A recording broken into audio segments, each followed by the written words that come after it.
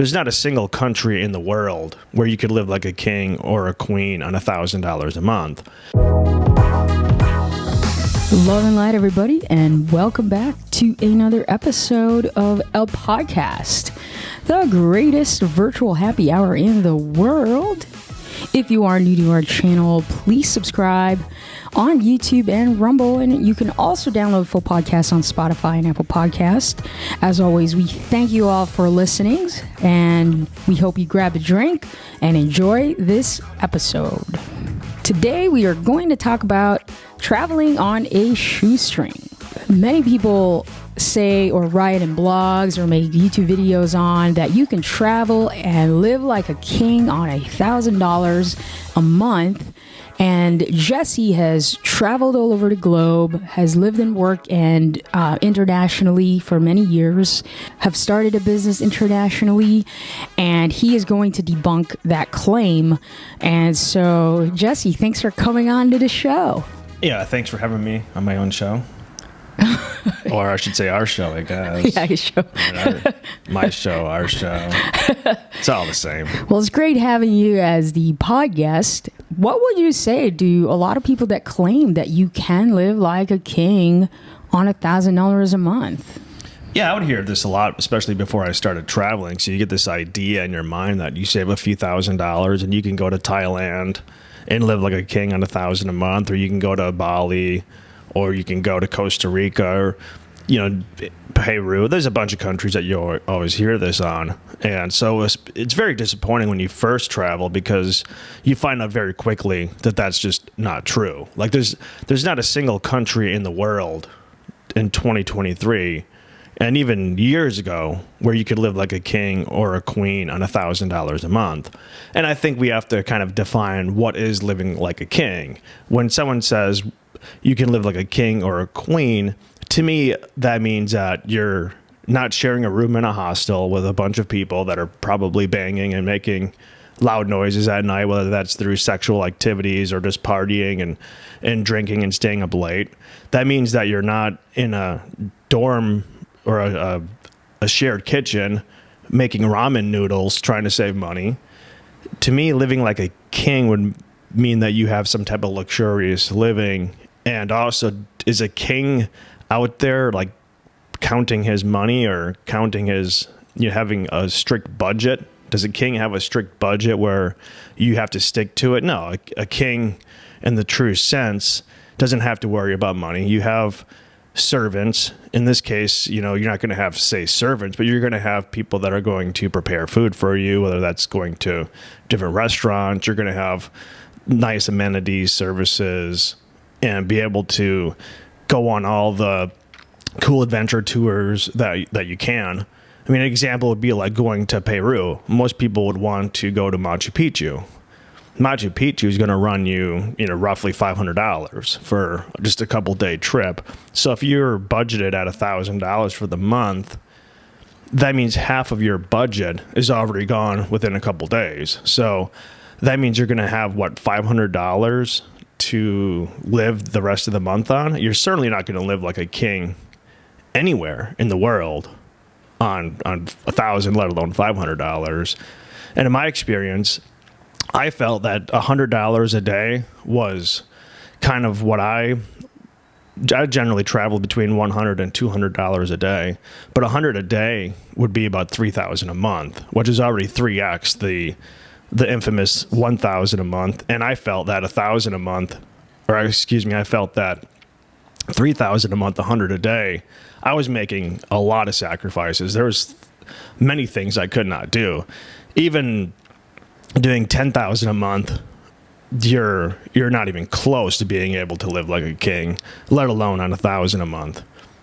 Most backpackers, like backpacker style travelers, or college students, they just get out of college or get out of high school, and they do want this experience. And some of them, living like a king is just hanging out in a hammock, maybe reading a book, or not having a care in the world, not having to do much, and you eat. To a lot of the backpacker community, that is living like a king. But I guess the definition that you're debunking here is that living like a king is a little more luxurious, or a little more, it doesn't have to be luxurious, but you just, you can spend carefree, basically.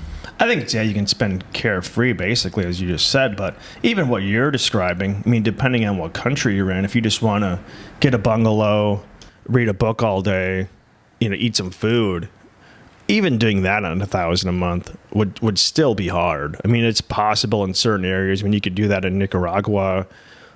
I mean, you've done that in Nicaragua, but you don't even have really nice amenities. I mean, you're going to the bathroom in a bucket sometimes. I mean, yeah, we did compost toilets. Right. And you're going to be showering with cold water and things like that. So I don't, even the way that you're describing it, like, yeah, it's certainly possible to get a bungalow on the beach or close to the beach and eat, rice, beans, what the locals are kind of eating, have a compost toilet, and being able to chill out with a book or go to swim and sunbathe, things like that. I mean, it's certainly possible, but to me, that's not living like a king.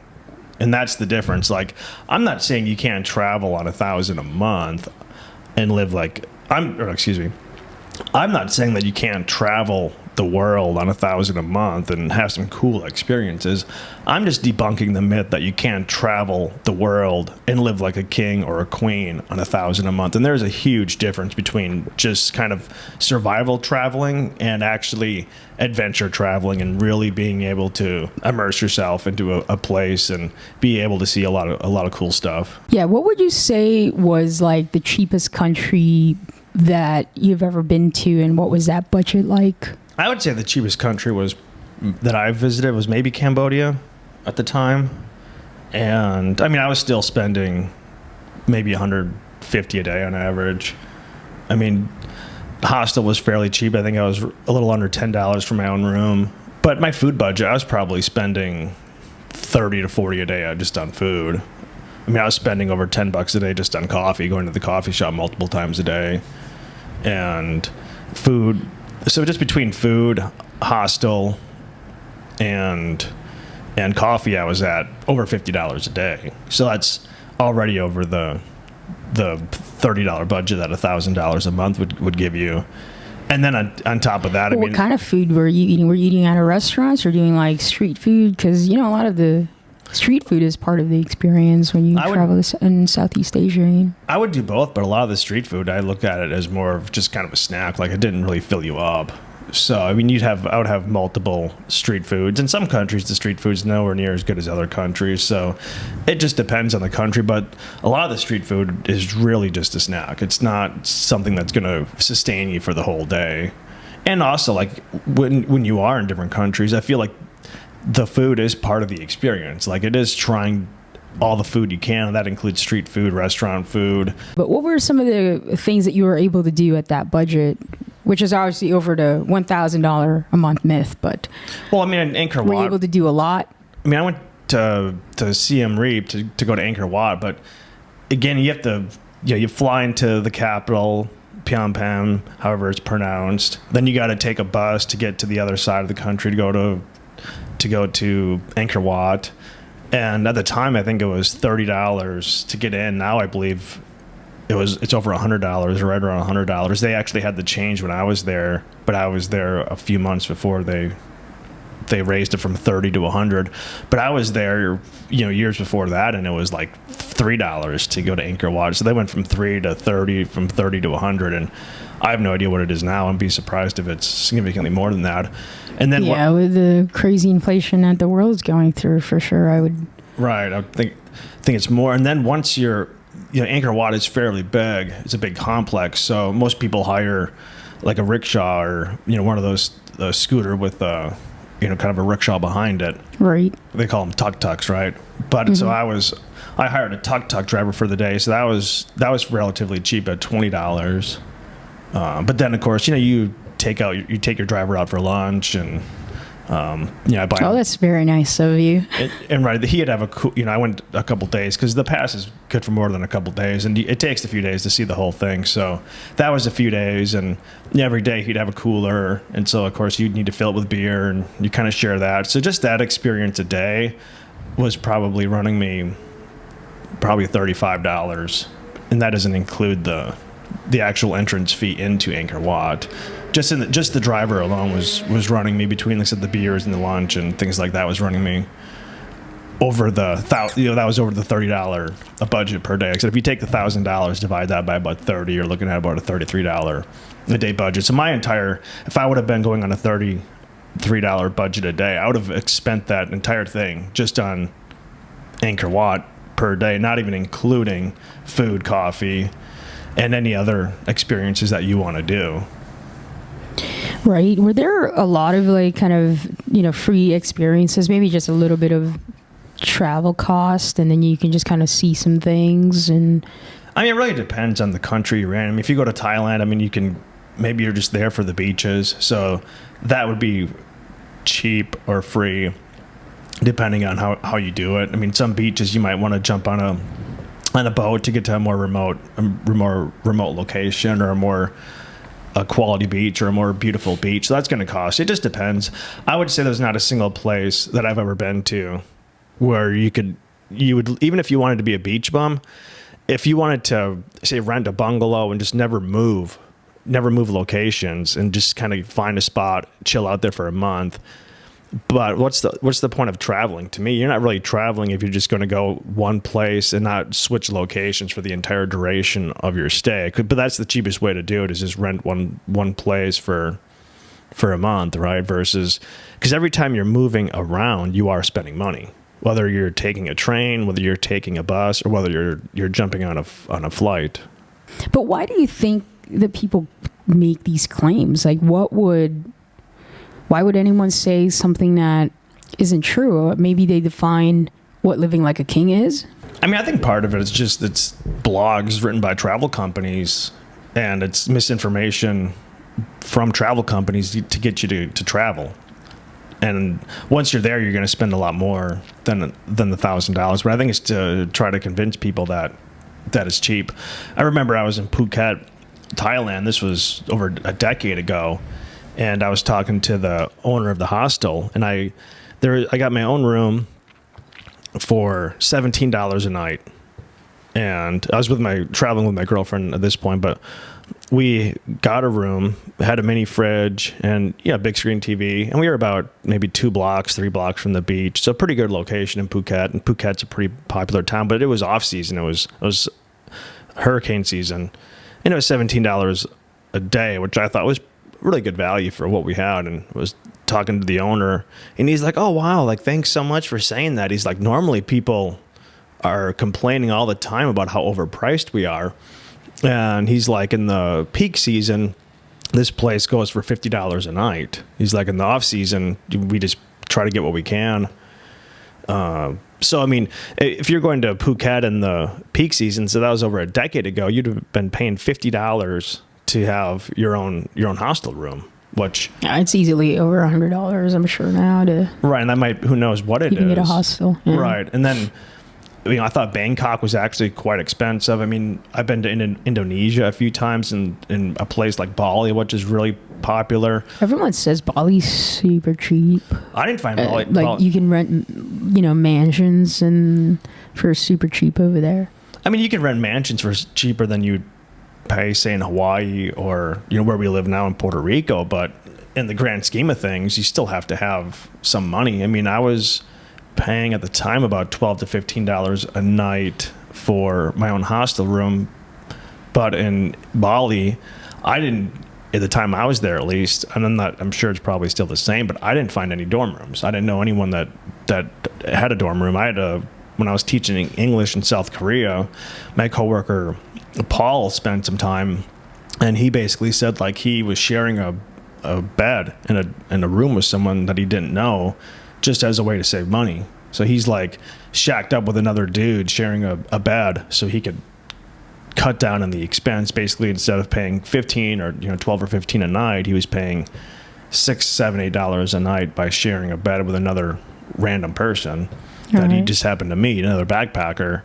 And to me, again, that's certainly not living like a king. All right. You know what's interesting? I always thought that the whole living on a shoestring was an experience that again, a lot of the backpacker community are the younger generation, like when I did it in my 20s, I didn't want to fancy hotels. I didn't want to seek more comfort like I would now, I wanted to like sleep on overnight trains so that I didn't have to get a hostel. And then, maybe, it was such a story. You wanted to, you wanted to rough it. Great memories when you're roughing it, but during it really is it's the complete shit show. It kind of sucks, but there are memories that you can get. But a lot of the younger generation do want to rough it as part of the experience. Would you say that's true about the backpacker community?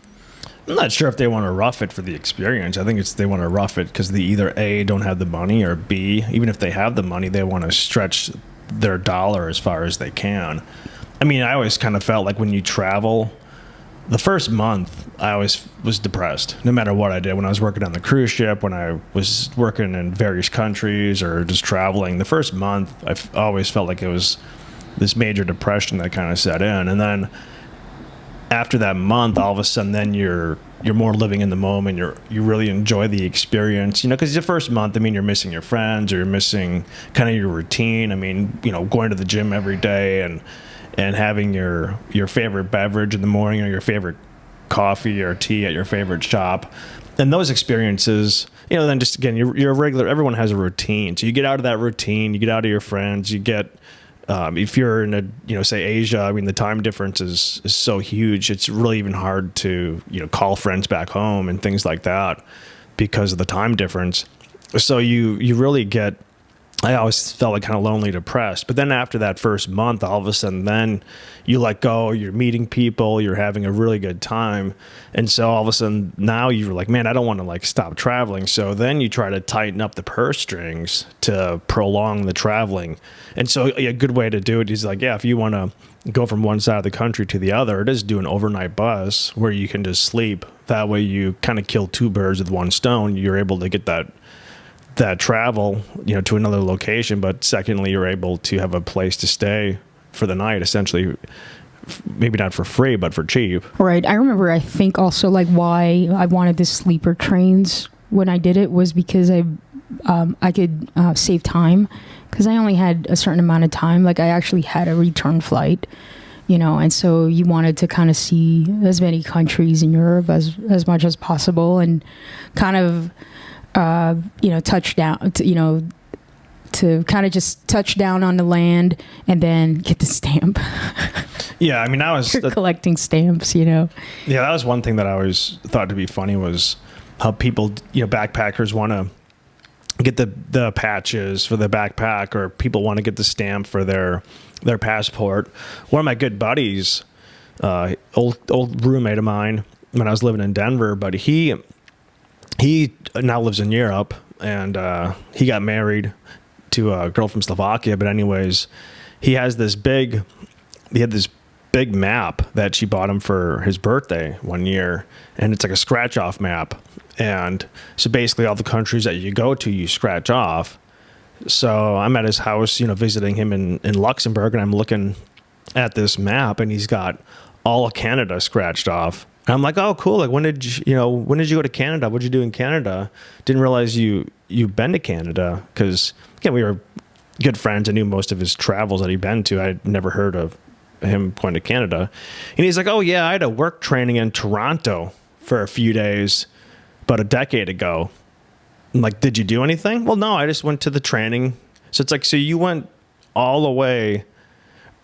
Or excuse me, I'm like, so you literally scratched off the second largest country in the world, and you only went to Toronto for a work training session. And then he had another country crossed off. I forget the name of it, but it was a country that was, fairly exotic. And I was like, oh, cool. I never realized you went to there. And he was like, oh no, I had a layover there. I'm like, so a layover, you literally can scratch off an entire country because of a layover. And these are people that are just, I think kind of collecting.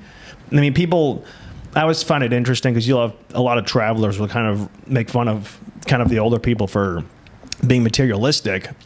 Like, oh, I don't like to buy possessions. I like to buy experiences. But then it's like, well, so you're making fun of them for collecting possessions, but then you're kind of like, quote unquote, collecting experiences because you don't actually care about the experience of the country you're going to. You care about being able to say you went there, maybe take a picture, put it on your Instagram or your Facebook, even though you literally didn't do anything in a lot of these countries, just so you could have a stamp in your passport. Right.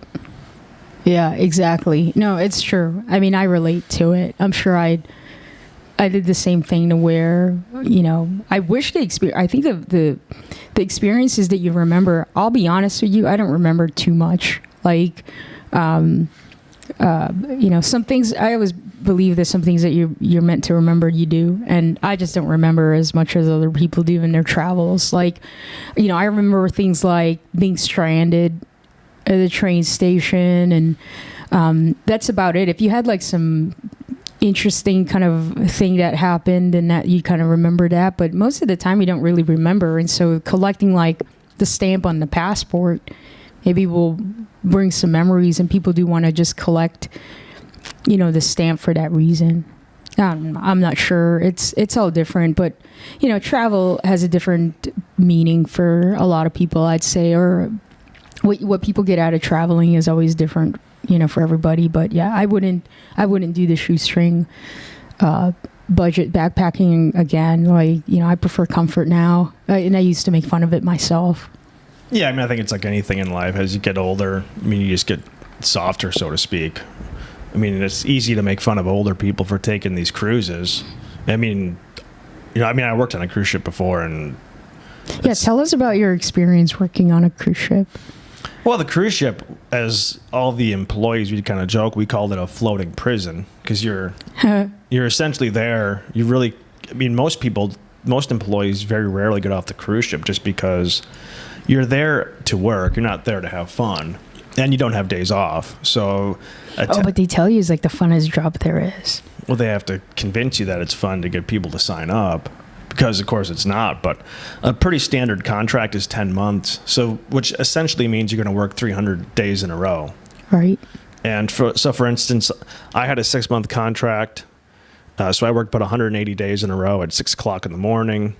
And depending on the day, that could be anywhere from an 8-hour to a 16-hour shift, and with no days off. So right after work, a lot of days you might have to either take a nap or go to sleep because you're so tired, especially if it's a longer shift, like 14, 16 hours. Most of the coworkers I had worked over 100-hour weeks, 110, 115 hours was pretty typical.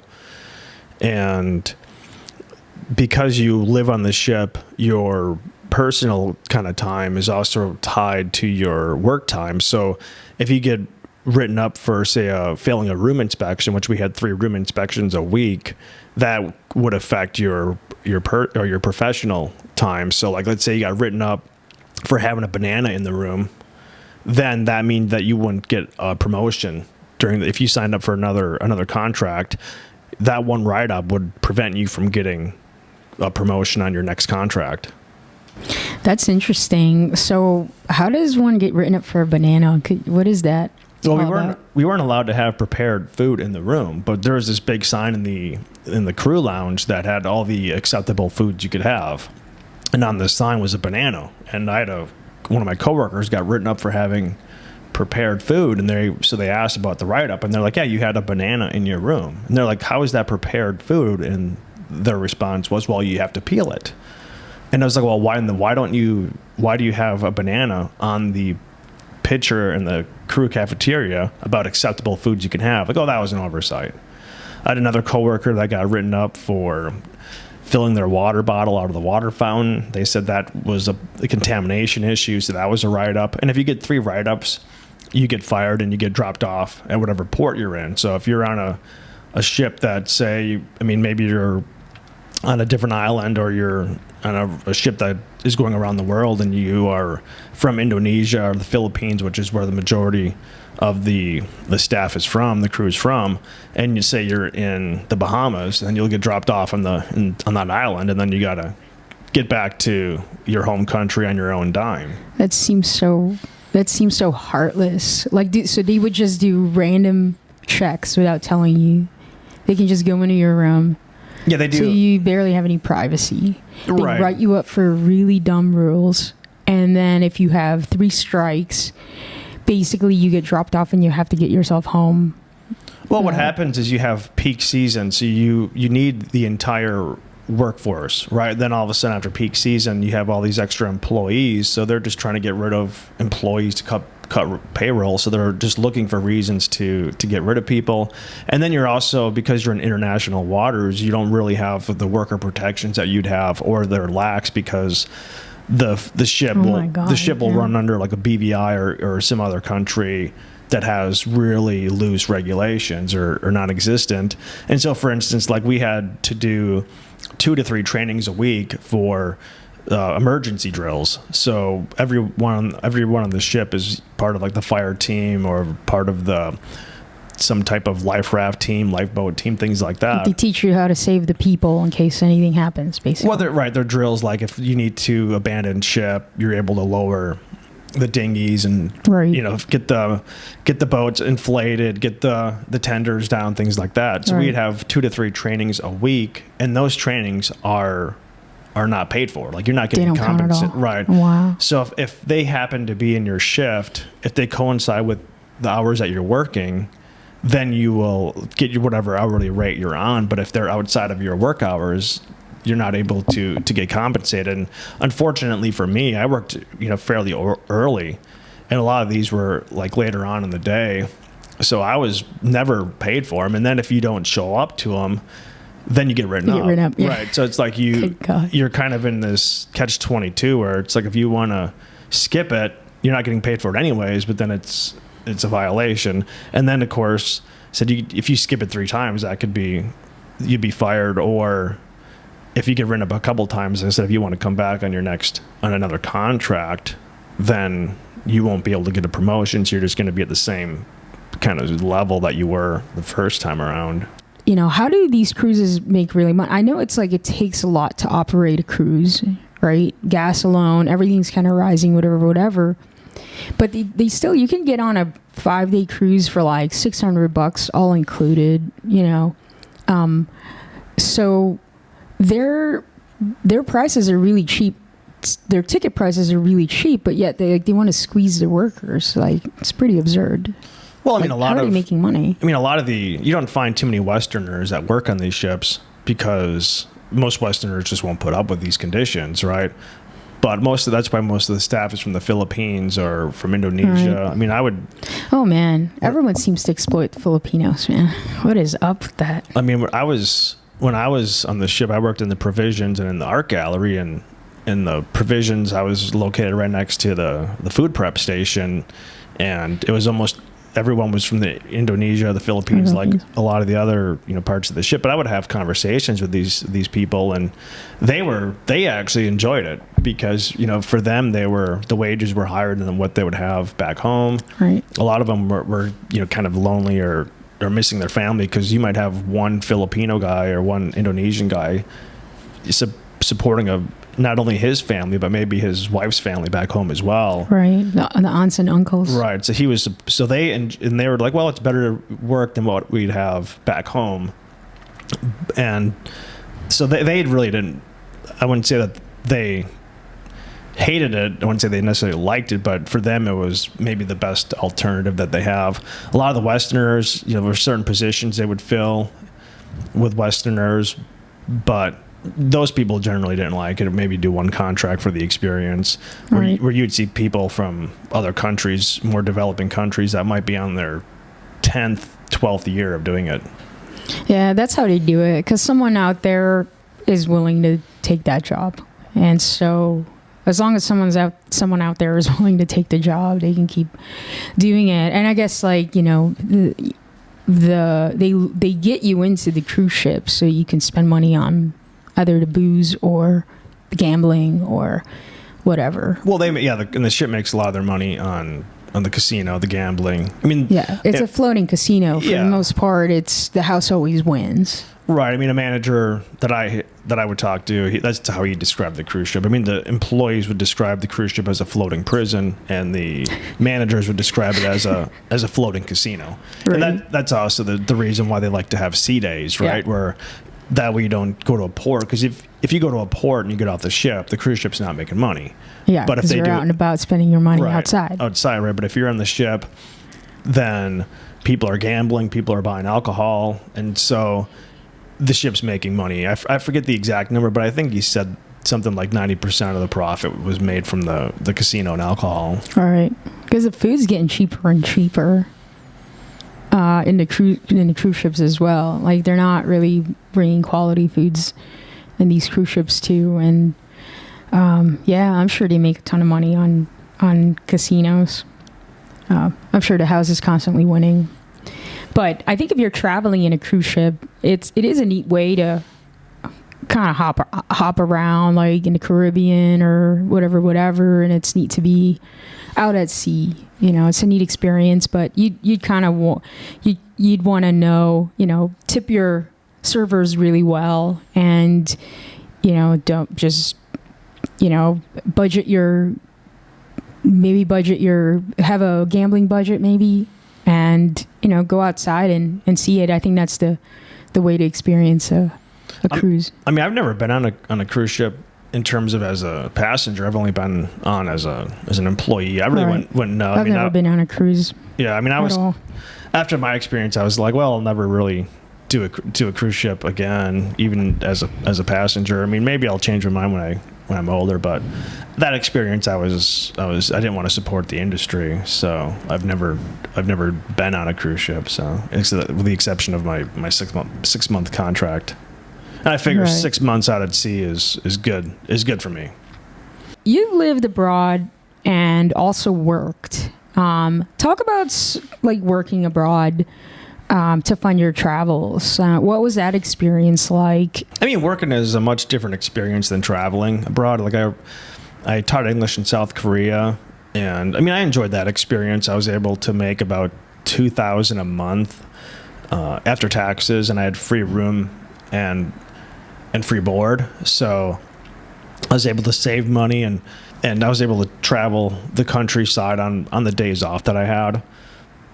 But it's just a different experience, because when you're working in a country, like I obviously was teaching English, so I had Korean coworkers as kind of people that I could hang out with after work, and that would be able to show us around. You get a much more kind of local experience, so to speak.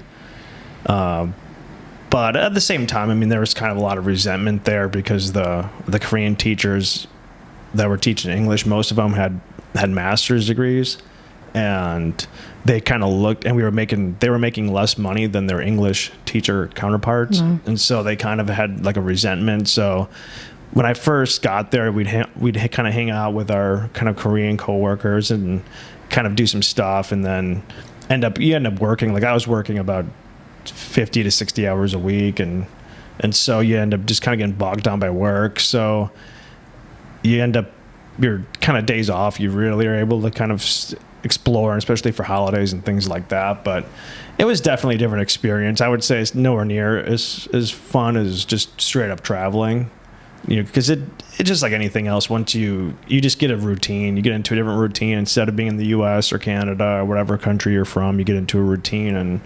And in South Korea, and then when I was in Australia, I was working in Australia during the recession. I was there in 2011. That was when the U.S. dollar was weaker than the Australian dollar. I was making about over 40 U.S. dollars driving a delivery truck. And so I was able to save money. After I left South Korea, I went to China and traveled through Southeast Asia and Indonesia, and I was in debt, so I needed a job. And I had some friends from the cruise ship that were working in Australia, and they emailed me, and they're like, oh, like, come to Australia, the wages are good. So I went to Australia and did a work and holiday visa there for a year. And I mean, I really enjoyed that. I had a lot of coworkers that I hung out with, and we lived in the condo complex. So I had neighbors and just the craziest people I've ever met. And I mean, that was a blast. I actually had more fun just hanging out with my neighbors after work than kind of traveling through Australia. And a lot of the Australians don't really even travel through Australia just because it's so expensive. They'll generally just jump on a flight and go to Indonesia, especially when I was in Darwin. I mean, Darwin to Bali is about a 40-minute flight. And, you know, like I went to Cairns and the Great Barrier Reef and the Gold Coast and some of the other hot spots in Australia, but I didn't travel Australia as much as I originally planned just because I worked so hard to save money, and then traveling, it was so expensive. But it's definitely a different experience working there, where you are doing more local things, kind of less big excursion, so to speak, because you're just kind of more immersed into the country doing that. Yeah, some people like love that experience of immersion and into the culture, and working, and then seeing how people live and work there, and experiencing that and working. Some people prefer being able to work as when they travel. Did you find a lot of other travelers that kind of prefer that? It really just depends what country you're at and where you're at. I mean, I knew people that like to.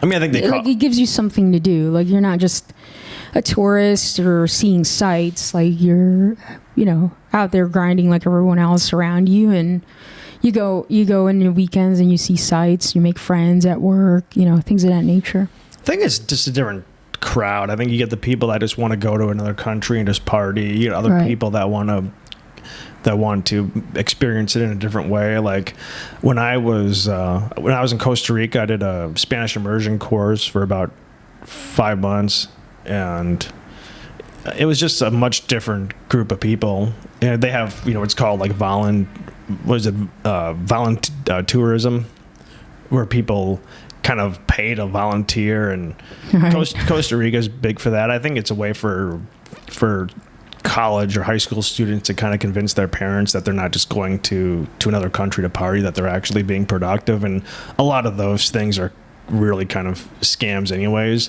The Spanish school, I thought, was definitely a different crowd, where people that really wanted to learn Spanish, because there was a lot of nurses and teachers that were in the program that would go for a few weeks because they work with Spanish-speaking people, and they didn't like the fact that they had a hard time communicating with them. So they actually went really to learn and to kind of put themselves into this, kind of their world.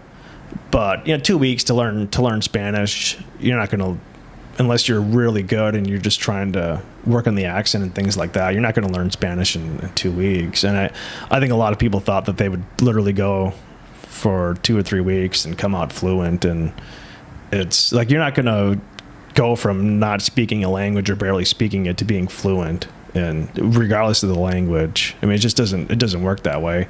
But I thought it was definitely a cool experience. I mean, I met people that weren't actually there to party, that were there to really immerse themselves in the culture and to try to speak Spanish. So you're, instead of going to another country and speaking English, you're actually going to another country to speak the language. And I think you're able to be more immersed when you're speaking the language and actively participating in activities, and also just being in a non-tourist part, right? Like, you go to Costa Rica and then you go to a tourist part of the island. I mean, or excuse me, a tourist part of the country. It's not like you're really understanding how the Costa Ricans live. I mean, I thought it was interesting because I did the Spanish immersion school 4 days a week, so I'd have 3 days off, and my 3 days off, I would go to a different beach town, and people would be like, well, like the Costa Ricans are so laid back. And my Spanish immersion school was in a suburb of the capital city of San Jose, and they're super aggro. Like, the Costa Ricans, like, they work all the time. They actually, I was reading an article, I think Costa Ricans, they're in the top 10 country for most hours worked.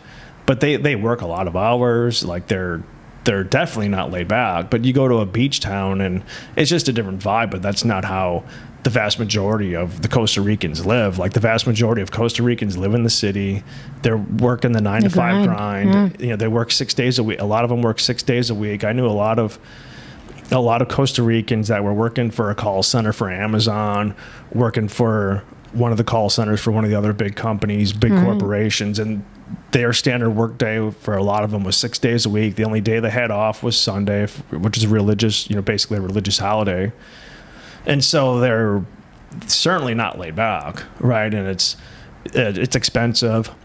So they had, a lot of them worked multiple jobs. I knew a lot of people at the Spanish school that worked, a lot of the Costa Ricans worked 2 to 3 jobs and just grinding it out. So it gives you a much different feel when you actually, go to, like, say, a Spanish immersion school or do some of these other programs, because it does allow you to intermingle with Costa Ricans or whatever country you're in and be able to have conversations. Like I did the Spanish immersion school. I also did a homestay. So I had, my host father was a retired geography professor. He was in his 70s.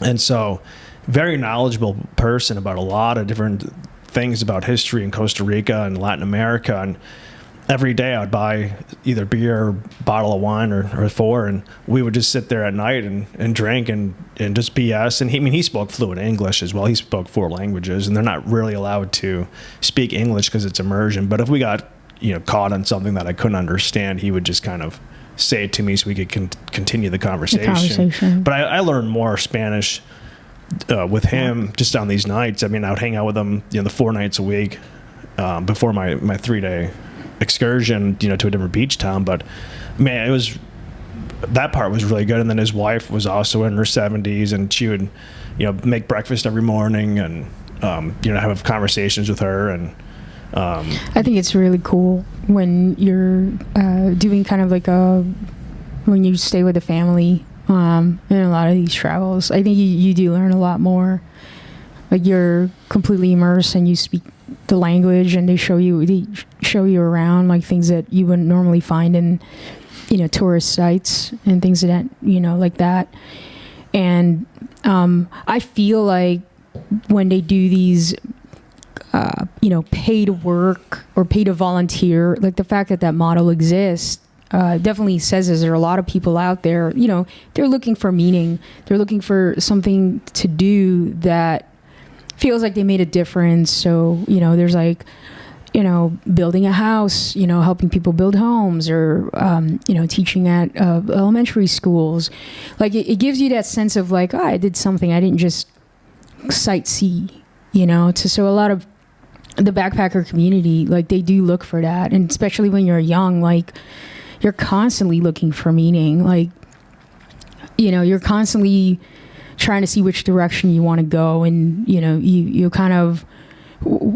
you're constantly looking for something that you value, that, I did something, and you feel good about yourself. And so I think that's why these kind of volunteer to work type things are really popular. But I've never done woofing. What are your thoughts on the whole woofing thing? It's another kind of, volunteer model. I've never done woofing myself. I mean, when I was living in Hawaii, I knew a lot of people that would woof. And I mean, I think it was kind of really a scam in a sense that I don't think they're really getting much out of it, right? So they're volunteering their time depending on where they're at. I mean, I knew a lot of people that also did it when I was in New Zealand, and volunteering maybe 25 to 40 hours a week, and in exchange you get vegetarian food, a vegetarian meal, and a place to put your tent, which for 25 to 40 hours of labor is really, I kind of thought, not worth it. I always thought if I had that low of a budget, I would just kind of go back to the U.S. or go to another country and get a visa and just work and make some real money. I mean, most of the people I knew, they weren't doing it because they really wanted to. They were just doing it because they were trying to save money. When I was in New Zealand, I was on the Milford Sound, which is considered to be like one of the top 5, best hikes in the world. I mean, they call it treks over in New Zealand, Australia. But I met this couple from Colorado, and the guy was an engineer and she was a nurse, and they saved a little over $100,000, and they got married, and they're like, okay, we're going to celebrate by either buying a house or we're going to travel the world for a year. So they decided to quit their jobs, travel the world for a year, And when I met them, they were 9 or 10 months into this, and they were actually woofing their budget. They blew through most of their budget where they were having to woof, but they said they were in the Patagonia for 3 months, the first 3 months, mostly on the Chilean side, but also the Argentinian side. And the Patagonia is fairly expensive, especially on the Chilean side. And they said they blew through over almost $50,000, so half their budget in 3 months. And so when I met them on the Milford Sound, the Milford Trek, I mean, I think he said they were down to like under $6,000 or $7,000, and they had their flights already paid for. They were just kind of biding their time until they had their flight out of there. That was their last. I believe that was their last country. Maybe they're like 11 months in. I forget the exact, but they were basically waiting for the time to expire before they flew back to the U.S.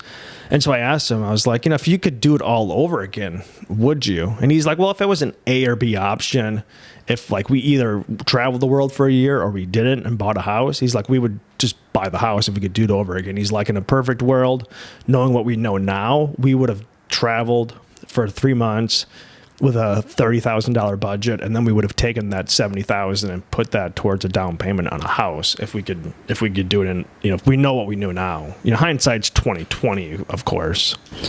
Always. It's always 20/20. Yeah. I guess you had to learn that lesson, but it's so easy to blow through your money when you think that you can get around the world for so little. Back to the woofing. It's like if you kind of calculate how much you work. So say you work full time, basically, you're getting food and a spot to lay your tent down. Call the value of that maybe like $20 a night. Multiply that by 7. That's like $140 a week of value that in exchange for 40 hours a week. That's awful. I mean, that's literally you're working full time to get $140 worth of value, but what you're doing is you're really paying for the experience of, working in an organic farm and this and that, and or whole organic thing is a marketing hoax anyway, and people don't know that, but it gives you that feel good experience of like you're saving the world, and like I worked at an organic farm, and now I'm going to be vegetarian, and I'm offsetting climate change, and it's really easy to get the younger crowd because again, they're so idealistic at that age that you're getting scammed and you don't even know that you are. I mean, I was at a hostel in Chile, which is like at the time, I think it might even be, but it was like 3 years in a row is like the number one Chile it was ranked the number one hostel in all of Latin America. And I was talking to some of the volunteers at that hostel when I was there, and I met this couple from England, and they had about $8,000 and they were traveling, their gap year for the whole year. And so they were volunteering at a hostel, and they were working 40 hours a week volunteering just for a free place to sleep, not even for food.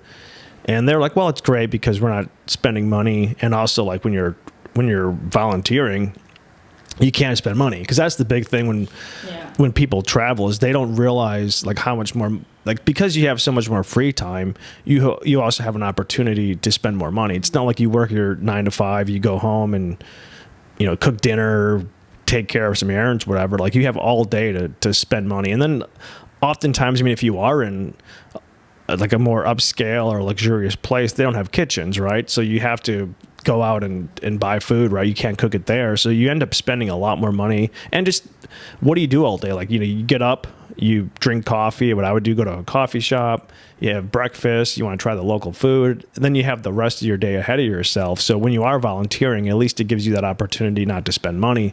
And of course, you meet more people because you're at the hostel, so you can kind of team up with people. I mean, I remember like at this, that hostel, we'd do rental cars.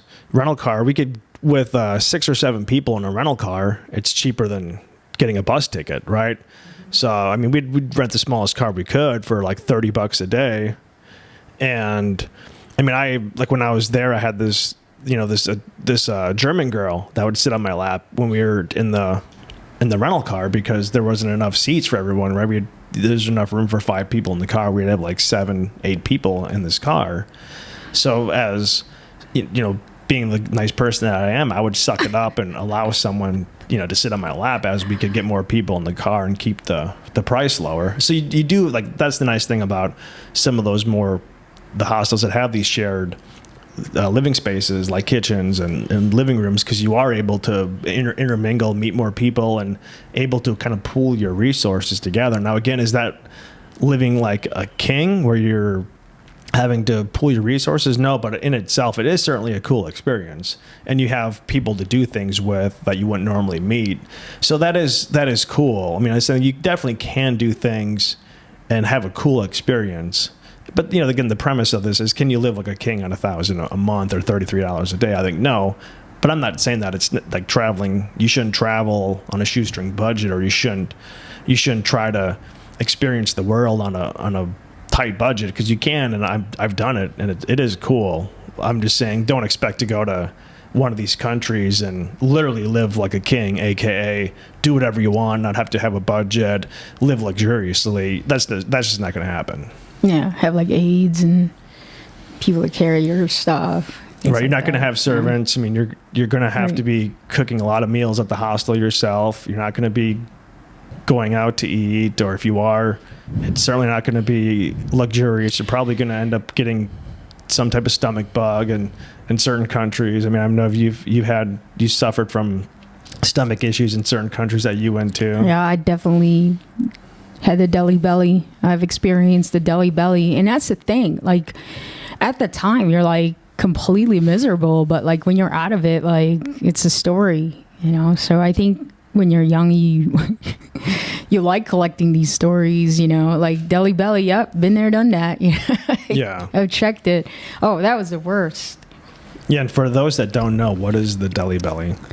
So the deli belly, they call it that when you travel in India. Without a doubt, you will get, extremely explosive diarrhea.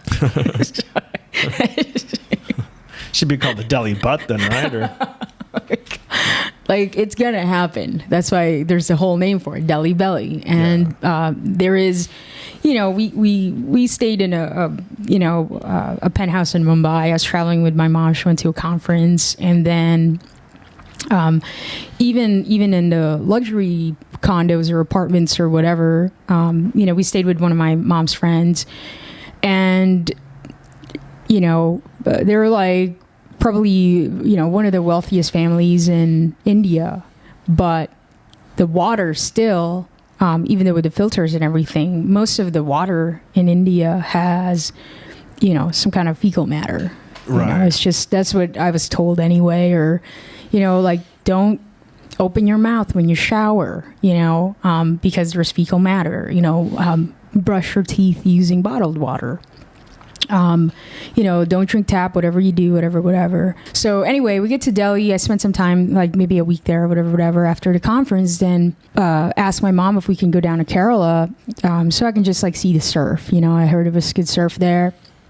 So we went down there, and we went to this kind of surfing villa in Kerala. It was really beautiful. It was on top of a hill overlooking the ocean, super gorgeous. And so the first thing I do when we land and kind of checked in is I did the long walk down the stairs into to the beach, just so I can kind of breathe in and take it all in and do a quick meditation. Finally get down there, and as soon as I get there, my stomach just it gave me the signal that like it's coming, it's going out. And Right.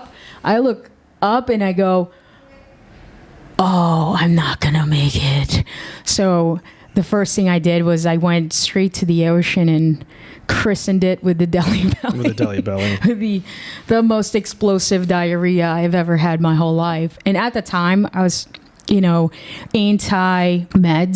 And so I did get the prescription for those extreme travel, the travel anti-diarrhea pills. Right. And I refused to take them. And my mom was so pissed because it's like, just take the freaking thing, it's like, you're miserable. Yeah. And basically for 2 days straight, I had the explosive D. And, right. That is a Deli Belly story, but I would remember that over overseeing some of the buildings that in India, I don't remember much of that, but I do remember the Deli Belly, it's you kind of, I don't know why that is, but anyways. I gotta take to the bathroom. Oh, Deli Belly time.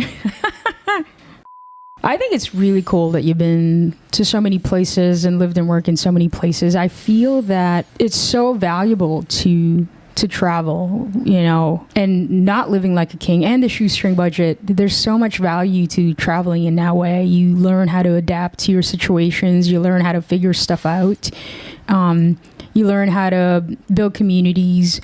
You learn how to being resilient. I think it's neat that you've been able to do all these things. Like, what would you say would be your favorite travel experience or work travel experience that you've had? For me, my favorite travel experience was just working domestically in the U.S. at ski resorts in Colorado. I really enjoyed the ski resort lifestyle. I mean, one, full-time at a lot of these ski resorts is 30 hours a week. So you kind of get a little bit of work. So you got money coming in, but secondly, when you're working, you meet a lot of coworkers and a lot of other staff at the ski resorts. You meet a lot of people that have the same interest and hobbies you do, and then you get employee housing. So I was living ski in, ski out for under $300 a month, so I could just throw my snowboard gear on in my room and walk the 100 yards to the ski lift, and you get the free ski pass. I had a free ski pass to pretty much every ski resort in North America. Of course, that includes both Canada and the U.S. And so I was averaging over 150 days a year snowboarding, all for free. And I went to every ski resort in Colorado many times over. And so you get this kind of travel work. That's awesome. Friend balance. Yeah. So I thought for me, that was the most favorite thing, but also just because I love snowboarding. And then in the summertime, you can mountain bike or go to Alaska. I worked in Alaska for one of those summers, which is really common. You see that where people either work in Alaska in the summertime and then live in Hawaii in the off season, or they live in Thailand. And a lot of people at the ski resorts, they do the same thing, work on the ski resorts in the wintertime, and then they go to Thailand or go someplace else for the... People love that seasonal work. Yeah. Like, people love the seasonal work lifestyle. You go someplace like Alaska, make a bunch of cash, come back. Yeah, I mean, I enjoyed it because you have I would say it's kind of traveling light. Like, everything's already set up for you. You have a place to live. You have kind of friends that are already there. You have the free ski pass. You have activities, and so you get to live I think you kind of live. I wouldn't say live like a king in that lifestyle, but you do get a lot of good perks. So the free ski pass. I mean, the employee pass is worth thousands of dollars when you factor that you can go to pretty much any ski resort. I mean, a lot of these ski resorts, they participate in these employee exchange programs, right? So if they can ski at your resort, you can ski at their resort. And then, so just living, for under $300 a month, have my own room for ski in, ski out. I mean, that's huge. I mean, that would cost guests, over $300 a day, let alone what I was paying for a month. And then, of course, you get discounted food, I got discounted beer, things like that. So there's a lot of perks to it. So I was living a much more, luxurious lifestyle, so to speak, than I would be able to afford if I wanted to just be a ski bum. If you want to be a ski bum, I mean, you buy the ski pass yourself, and then you're sharing a room with a bunch of people and some off-campus housing, so to speak. It's going to be fairly expensive to live that lifestyle. A lot of the ski bums I knew when I worked in some of these ski towns, I mean, they were like trust funders or trustafarians, whatever you want to call them. I think it's pretty cool. I never knew that you could use your ski pass when you work for these ski resorts, that you could use your pass everywhere, so you get to experience these other mountains. I didn't know that was a thing. Well, yeah, that's pretty cool. Yeah, it depends on if they're part of that program, but a lot of them are. I mean, it's in a lot of the resorts in Canada as well. So it was. I really enjoyed that lifestyle. I would say that was really my favorite experience, which is why I did it for so many years. I mean, and traveling, like I said, traveling just, on your own. I mean, there's a lot of different perks to it. I think it really depends what people want to do. I mean, for me, one of the other coolest things I ever did was just living in Hawaii. When I first went to Hawaii, I got a Hawaii driver's license. I got 6 months of free camping. So I was mostly in Kauai. I was hiking the Nepali coast, and once I was out of the Nepali coast, I was able to camp out at a beautiful beach, because most of the beaches in Kauai are all kind of like state parks. So I was able to camp out there for free, and like every morning just wake up right on the beach to the sound of the waves crashing, and that's awesome. And that was free.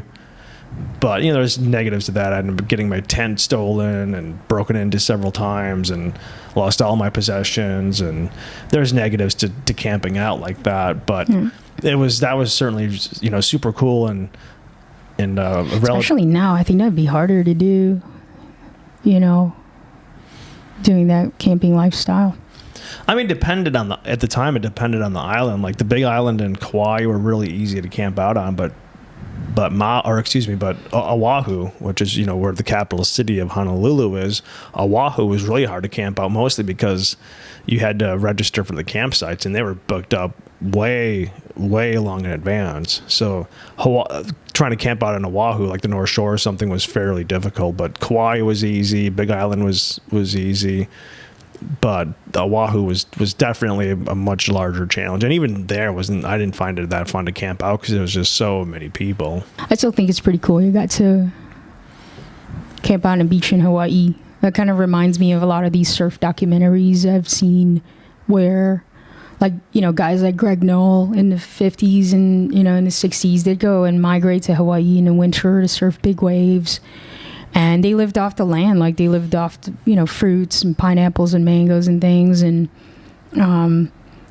surf and, just goof off, basically, that seemed to be like the kind of subculture to surf, the surfing subculture, they were just like all about having fun, riding big waves. And so I think it's kind of cool to experience that. I tend to a little bit too in Oahu, but I was like trying to, it was miserable because there was so many of those mahas, they just like bite the crap out of you at the tent. Yeah. So it wasn't as fun as you think.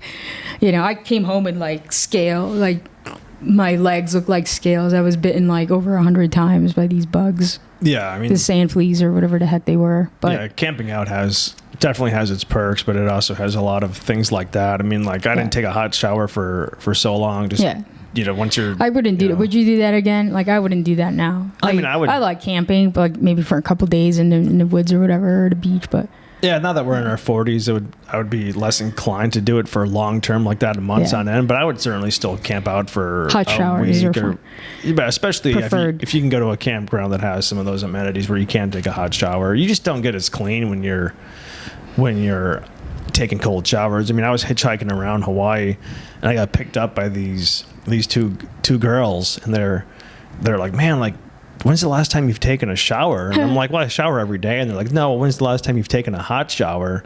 And they're like, we need to take you back to our house. Like, you need a hot shower. Like. What, did you just like smell really bad or what? I mean, I was around myself all the time, so I. Well, you didn't soap or what? No, I used soap, but I just never used hot water. I mean, I was still using soap, but I said you just don't get as clean without. And of course, you have no water pressure at a lot of those parks, right? So, or at those park showers, and sometimes I didn't have access to even a park shower, so you're just kind of like bathing in the river, and you're using like this biodegradable soap, which doesn't work nowhere near as effectively.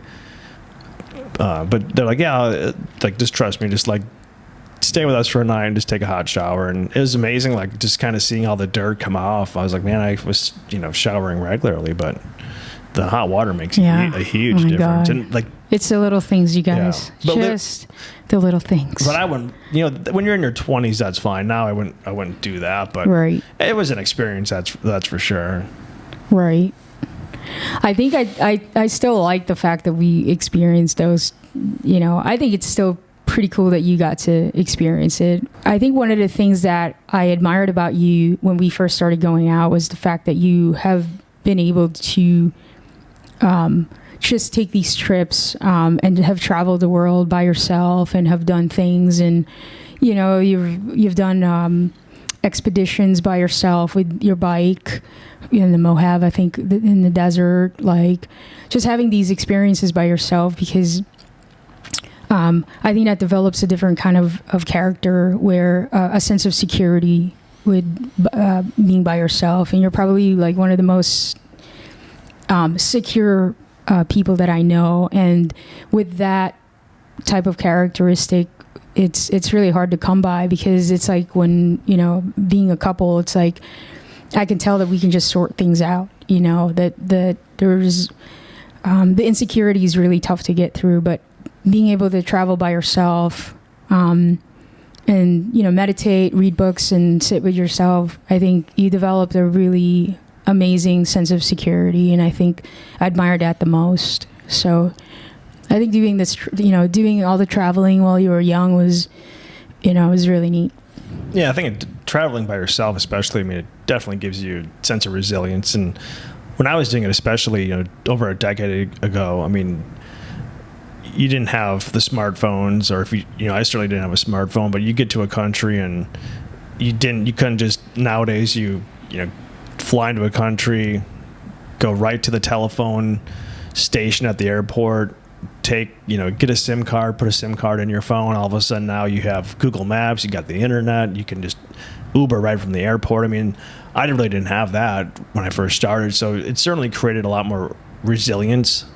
But even with, the ability to have the technology nowadays, just being by yourself, not having friends, figuring things out for yourself, especially if you don't learn, if you don't know the language fluently or even know it at all, you're going to have to certainly use your wits and be able to have depressions and, kind of ride the highs and kind of not let the lows get you down. And I was talking to one of my friends. He asked me one day, he's like, what's the longest you've ever gone without like seeing or talking to another person? And I was thinking, I think the longest I've ever gone without seeing or talking to another person was like a 9-day backpacking trip where I was out in the backcountry for a couple of weeks, and I had like a 9-day stretch. I didn't see anyone or talk to anyone. And I think, it does build character, where you're like, most people don't even go a day without seeing or talking to someone. Even during, say COVID, where you're still on your cell phone talking to someone, even if you're not physically in the same room with them. So trying to like occupy yourself for days on end without seeing a single soul, without coming in contact with anyone, I think is good. Now, do I think it's good to do, live your life like that? No, I think you probably become a crazy person. But I think it definitely builds resilience. And when you do travel and you are by yourself, it is just a completely different experience than traveling. Well, you read books. Oh yeah. Like you're probably you're the biggest bookworm I've ever met. It's phenomenal how many books you can read like simultaneously in a week.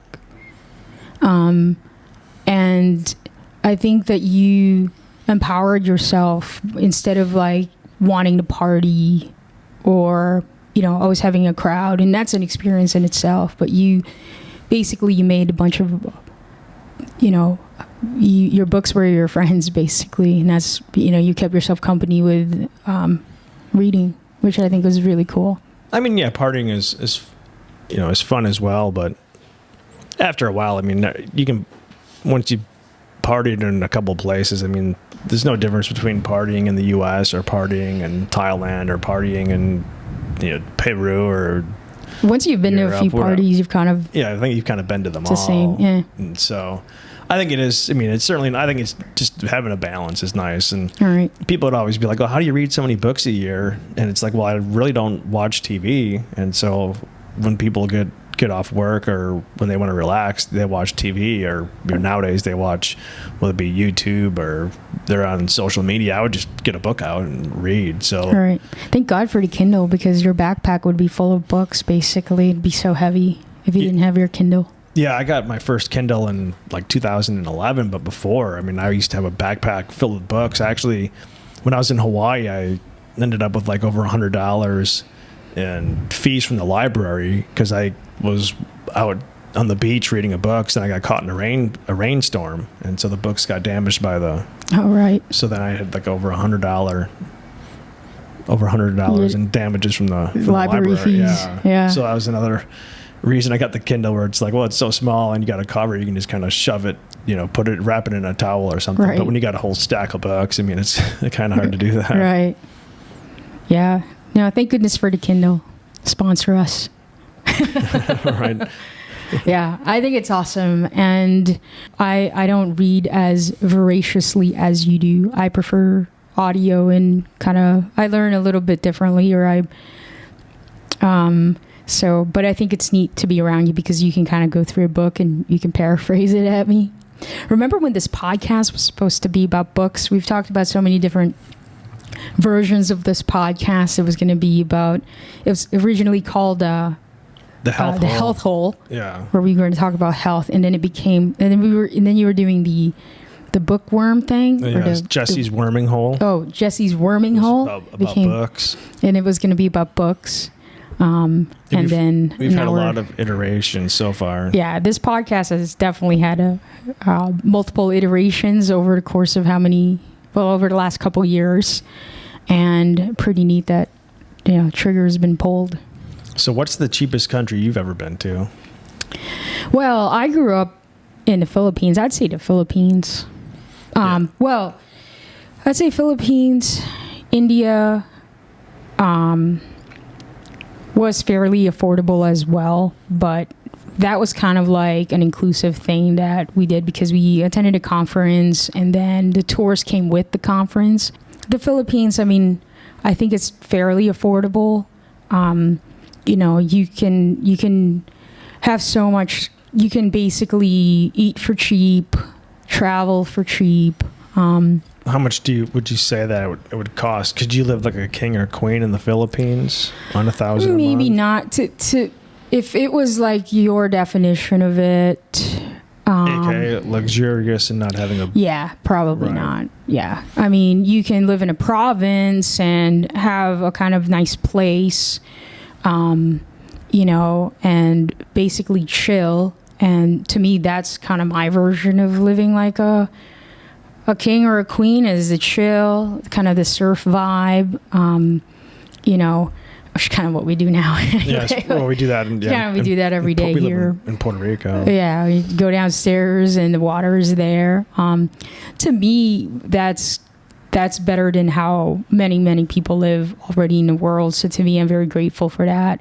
I've done for work and everything, like a lot of traveling and stayed in nice hotels and things, and really expensive dinners and things, and I'm grateful for that as well. But it's just a different vibe, and it's neat to have kind of seen all kinds of difference. But for me, my favorite is just really being able to a lot more calm travel, more quiet. I like being able to have the time, like you're in control of your time. Like there's not really an itinerary, and if you do want that, you can have that option.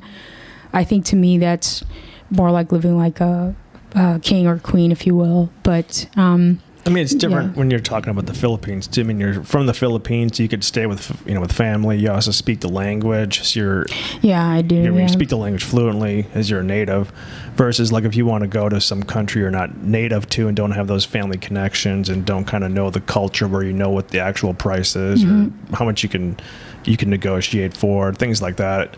It's definitely a different setting. I mean, I look like my parents. I mean, my parents are retired in Panama, the country. They live in Wisconsin 7 months out of the year, and then they go to their house. They're the best. They have the best life. They have a great lifestyle, right? But so they go to Panama for the other 5 months, and they spend more money in 5 months in Panama than they do in 7 months in Wisconsin. And that's just basically like just the daily cost of living. Like they have no mortgage, they have no car payment, things like that. And when they're in Panama, all this stuff is paid for, and they still spend more than $1,000 a month. And that's just like literally going out to eat, going to different concerts or live music, going to going to a beach where you're able to rent an umbrella and get chairs, things like that. And they're spending more than $1,000 a month. And that's not even including the fact that they don't have the biggest bill for most people when you're traveling is where you're going to spend the night and sleep. And then also if you have like a rental car. And so those bills are not even included in that. And the other main point about that was it's cheaper to actually live in Wisconsin for 7 months, and they go out significantly more in Wisconsin than they do in Panama. Yeah, man, Wisconsin is awesome. It's so affordable. It's pretty. It's really beautiful, and there's a lot to do. And the people are genuine and just kind and nice. Yeah, that Wisconsin trip, by the way, opened up my eyes. Yeah, well, it's good that it gave you a different perspective. Yeah. And that's what traveling does. Traveling gives you a different perspective. Yeah. It allows you to not just read, and that's the nice thing, like reading a book is great, but like actually experiencing things and having that firsthand knowledge. There's a difference between theory and reality. Yeah, I think the Wisconsin, because we've always just trying to figure out like what do you want, what are you chasing in life, and when I saw like how your parents live in the Midwest, it was like so eye-opening. I was like, oh man, this is like, they have a community, they have friends, they're super fun, they're always busy, they have hobbies, activities, they play pickleball, and they have friends, they go out all the time, very well balanced. They work in the garden, they can, your dad's been able to build his own house. Like that to me is the American dream right there. Like you don't have to, like they have everything they need. Like they're not chasing after anything. They just stress free. And that's what keeps you young, And so that is what I'm striving to get to as well. That gave me a model. They gave us a model of where we want to be, Yeah. No stress, basically. Yeah, stress. I like their style. Yeah, I think so. I think it's definitely a good model to emulate. My experience living in, different places, like I've lived in Massachusetts, I've lived in California for quite a bit of time. I'm here now in Puerto Rico about 3 years. And then, meeting you and then seeing like, I think the traveling that we did probably allowed us to kind of solidify what we really want. I think a lot of when we were younger, it was so hard to pinpoint like, what do I really want my life to look like? And I've tried all kinds of things like chasing stuff and the hustle bustle stuff and, all that. And it comes down to having an awesome community, like genuine community, which has been kind of difficult to find, I feel. Financial security and just a sense of peace, like calm. Like I finally have been able to identify what it is that I want my life to look like. Yeah, and I'm 40, Right. Well, I think when you're traveling, you constantly are doing something cool and you're meeting a lot of people. Like you said, you're never really setting down roots and you constantly recycle through people because people come and go when you're traveling. And I think after a while, you kind of do want some more consistency and you do also, I think when I traveled, especially traveling now, I mean, maybe like in the 1950s and 60s, it was a lot different where the world wasn't as homogenous. I mean, like if you're in Bali, like you're saying, I mean, you walk down the street and there's a McDonald's and a KFC, like you don't really feel like you're in that exotic of a place. Like you're on an island, a tropical island. It could be Hawaii, it could be Puerto Rico. I mean, obviously there are differences, but it wouldn't be like traveling 50 years ago. So I think you do realize that like a lot of places are a lot more similar. So what really makes you want to stay is the people you meet, is the community, is having a kind of a support system, having a place where you do have a meaningful employment, so you do get meaning out of your life, and secondly, so you can afford to live there. And without traveling, I think maybe you're always wondering like, oh, if I would have just done this or done this. But we've traveled, so I don't really have like these regrets, like, oh, I wish I would have did this when I was younger or whatever, because I did it. And now it's, when you get older, you do have more of a sense of calm, I think, and more of you're not really having that anxiety of, I wish I would have did this. Now it's just like, I have a plan. We know what we want in life. And now it's just kind of attack it. And now we're walking towards those goals now that are a little more solid, a little more achievable. Yeah. I think that's really cool. You know, a practice that I do, because no one can escape anxiety. It's everyone's anxious, so sometimes you pick that up energetically around you.